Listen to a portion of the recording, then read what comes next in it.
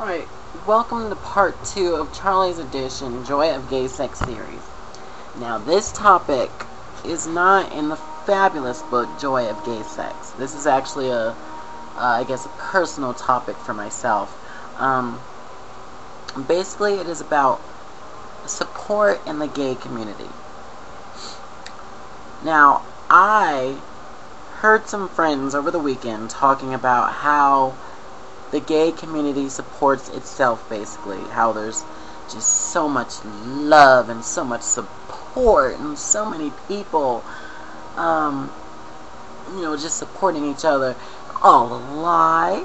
Just all of it's a lie. Okay? Now, this particular friend said that, they do shows and stuff like that because they want to contribute to their community. But it's funny how the community doesn't want to contribute to you.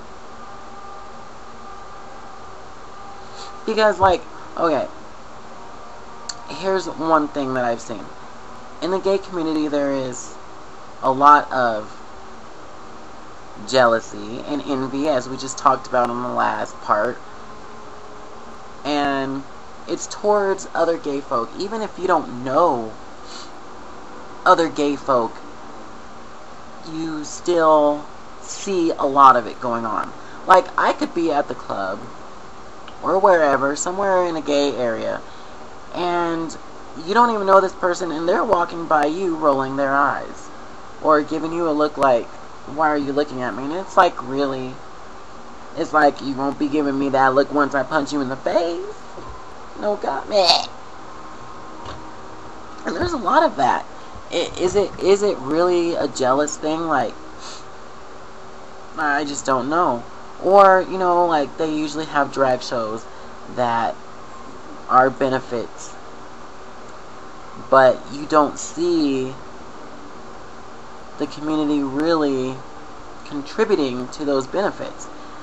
All I ever see is the drag queens that are in the show giving tips to other drag queens. I don't see the crowd coming in contributing money. Most of the time, they don't even clap. So it's like, unless it's a big fundraiser, like something that the Gill Fund Foundation would sponsor or something, you don't really see a lot of support from the gay community. You can advertise until you're blue in the face. You can advertise on Facebook. You can advertise over the phone. I mean, you can put ads in the posters. People will not come out to support you. There's always like a specific number of people who will come out to support some type of event or whatever.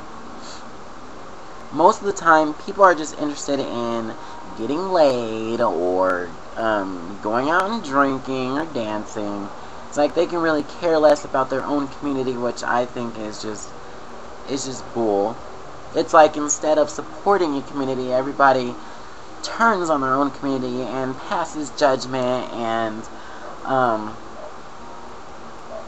just passes judgment, or is racist, or does not like their own kind, or whatever the situation may be. And you see a lot of that, even though a lot of people's like, oh, I don't see that, or,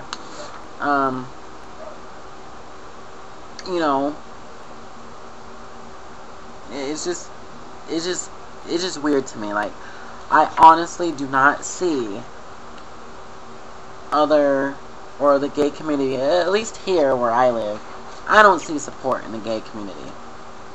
I don't. Like, a new club just opened, and it's like, I heard that bar opened because it was trying to basically take all the business from the other club. But they're not supporting each other. I bet if all the clubs here, instead of looking at it as competition-wise or whatever, instead they, supported each other, it'd be a lot better, I think. So, I don't know. I guess everybody has their own opinion about the support here, but honestly, I don't know. I don't see it. So I just wanted to talk about that for a second. But the next topic that I'm going to read about is called seduction. What truly is seduction? Is it just when someone's flirting with you? Is it when they're just very persistent and really trying to get all up in that? What is seduction? Well, I'm going to read out of the flawless book, Joy of Gay Sex, what seduction really is. The term has come to have such a negative connotation, enticing a novice so as to have your wicked way with him, that we sometimes forget that seduction can be an exciting game for both the seducer and the seduced. Seduction as consenting adults can be quite charming. Right from the beginning, you have to choose whether to go for immediate sex or to attempt an affair. Each requires slight modifications in seduction technique.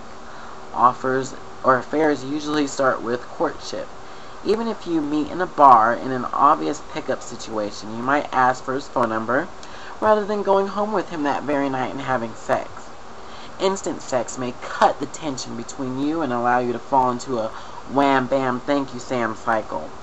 Far better, if you have serious intentions, is to phone him the next day and invite him to dinner or to a movie. Perhaps on a prime time weekend evening, you're wanting to put off sex may puzzle him, but he may also be intrigued and complimented. On your date, ask about him and speak freely about yourself in return. Don't stress your weakness and shortcomings. Later on, if you become close, you can share misgivings about yourself and talk about your problems. Don't discuss the casual sex you've had, though you might feel free to mention love affairs. The note to sound is intimate, not chummy, romantic, not social.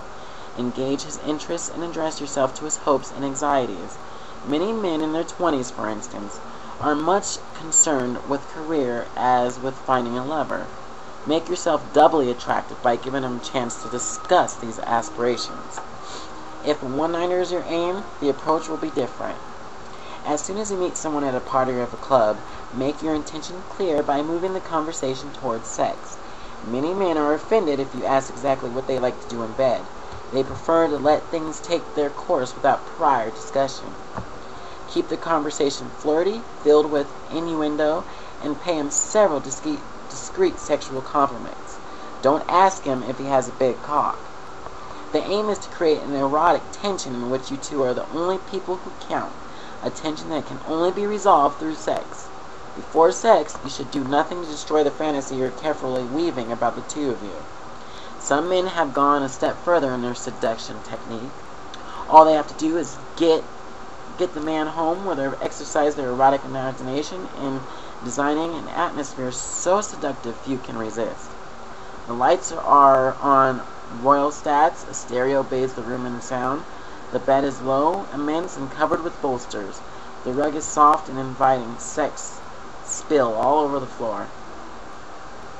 The windows are curtained for privacy. The room switch dims the lights and starts a porn video. Other men think of such a bedroom too conceived for their taste. Perhaps the best advice is to develop a good sense of humor. A bit of style, lots of charm. With these traits in the right proportions, men will be drawn to you like an iron to a magnet. I think I want to try that technique and see if it ever happens. I really do. Just to see if it actually happens. So anyway, ladies and gentlemen, comment, tell me what you think about this topic of the Charlie Show. And coming up on the very last part of tonight's Charlie's Edition, we will talk about our last topic. So, stay tuned, y'all, and holla back.